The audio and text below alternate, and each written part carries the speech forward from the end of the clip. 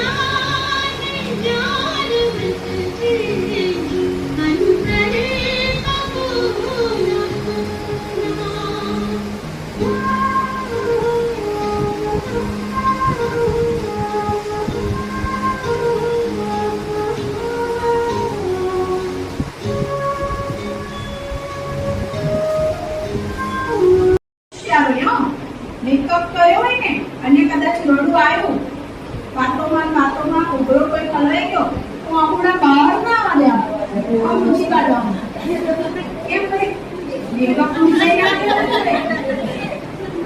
નહીં તો ધ્યાન રાખવું પડે છે બાહ્ય મેકઅપ ને પણ કર્યા પછી આ તમે માન લો કે તમારા ઘરમાં કોઈ પ્રસંગ છે અને તમે તૈયાર થઈને બ્યુટી પાર્લરથી આવતા હોય તો કેટલું ધ્યાન રાખીએ છીએ કોઈ ધક્કો ના માર દે કોઈ અડી ના જાય કેટલું ધ્યાન રાખીએ છીએ ચહેરાને કરીએ છીએ ને તો બાહ્ય સુંદરતાને પણ ટકાવવા માટે જે નાશવંત છે પહેલો મેકઅપ તો સવારથી 2 કલાકથી 3 કલાક રહે છે તો એને ટકાવવા માટે આપણે કેટલી મહેનત કરીએ છીએ કેટલું અટેન્શન ધ્યાન રાખીએ છીએ તો મનની સુંદરતા પણ શેમાં સમાયેલી છે શ્રેષ્ઠ વિચાર જેમ કહેવાય છે કે એક તલવારની સુંદરતા એની ધારમાં છે એક તલવારની સુંદરતા એની ધારમાં છે તલવાર છે પણ મુક્તિ છે તો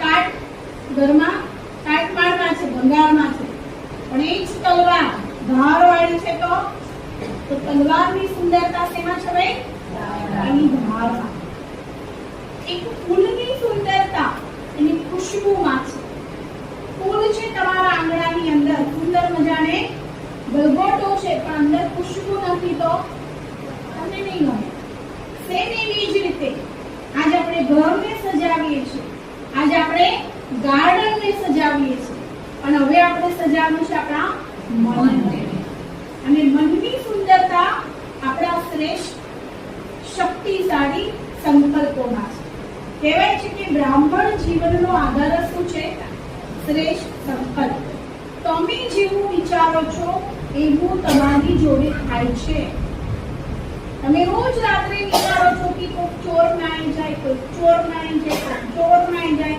તો ચોર આવશે કેમ કે તમે ચોરને શું કરો છો રોજ રાત્રે આહવાન કરો તો જેમ કહેવાય છે કે સવારથી સાંજ એક માળી ગાર્ડનને તૈયાર કરવા માટે ધ્યાન આપે છે એ મારા જીવનના બગીચાને સુંદર બનાવવા માટે પહેલું મારે શું કરવાનું છે મારા વિચારોને સુંદર બનાવવા છે કહેવાય છે કે વિચારોને સારા બનાવવા માટે 3 વાતોનું ધ્યાન રાખવાનું છે જીવનમાં સફળ થવું હોય ને તો વિચારો કેટલા હોવા જોઈએ કેટલા પ્રકારના 3 એક તો વિચારોની હાઈટ હોવી જોઈએ શું યાદ રાખશો હાઈટ જે લખવા બેઠા છે યાદ કરીને લખી લો વિચારોની ફર્સ્ટ ક્લાસ શું જોઈએ હાઈટ બીજું વિચારો કેવા હોવા જોઈએ લાઈટ કેવા બાજુ બોલો કે ઊંડા કેવા લાઈટ અને ત્રીજા વિચારો કેવા હોવા જોઈએ માઇન્ડ. કેવા? રાઈટ. Group number 1.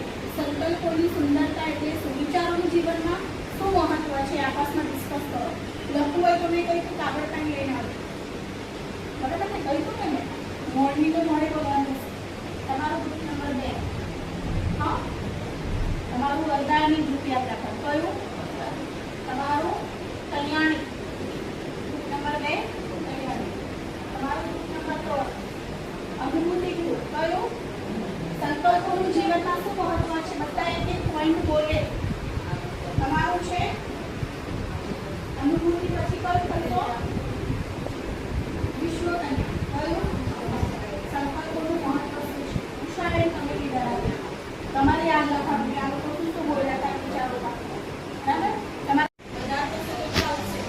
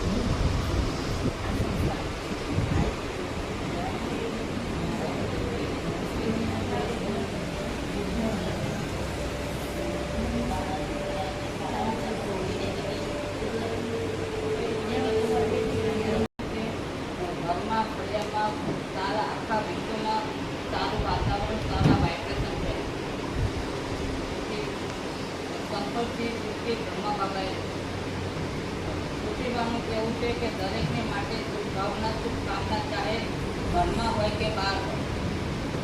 સોનલબેનનો વિચાર એવો છે કે સંકલ્પ આવ્યો સેવા કરવાનો, સતત સેવા કરી સંકલ્પ.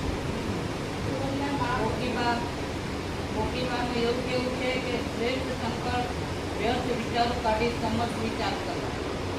મુક્તાબેન શ્રેષ્ઠ સંકલ્પથી શ્રેષ્ઠ કાર્ય કરો.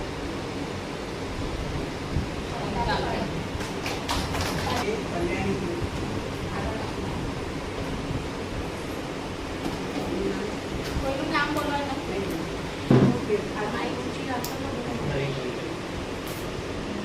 સંકલ્પોથી જીવનનો ફેરફાર થાય છે. સારા સંકલ્પોથી સારું જીવન જીવી શકે છે. સારા સંકલ્પોથી મન શાંત રહે છે. જે સંકલ્પ કરવો હોય તેવું કામ આપણું થઈ જાય છે.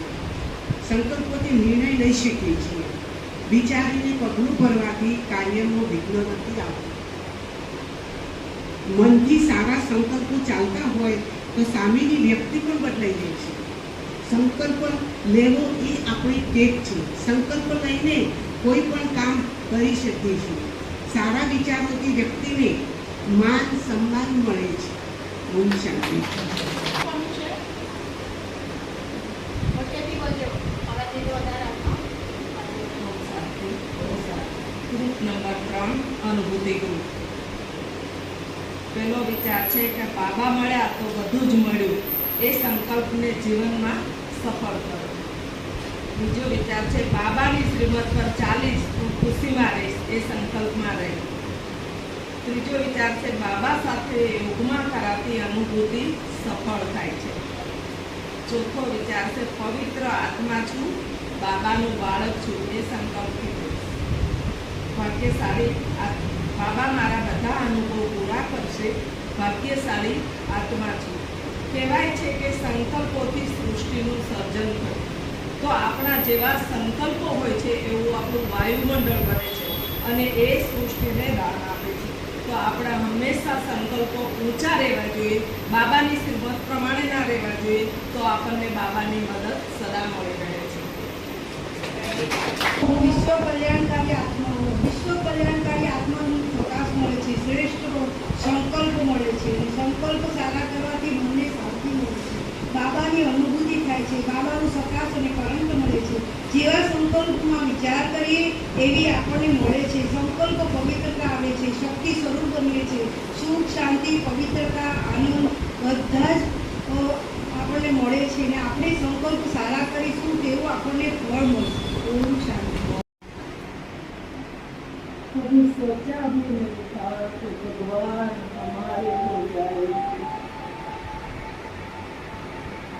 कभी कल्पना भी नहीं की थी कि हम इसके इतने समीप पाएंगे। उसने वरदान दिया, उसने हमें खूब सजाना दिया।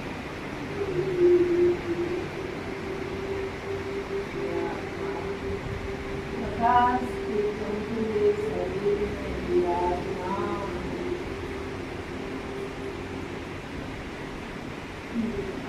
अंग से प्रकाश खेल रहा है। पूर्ण मुक्त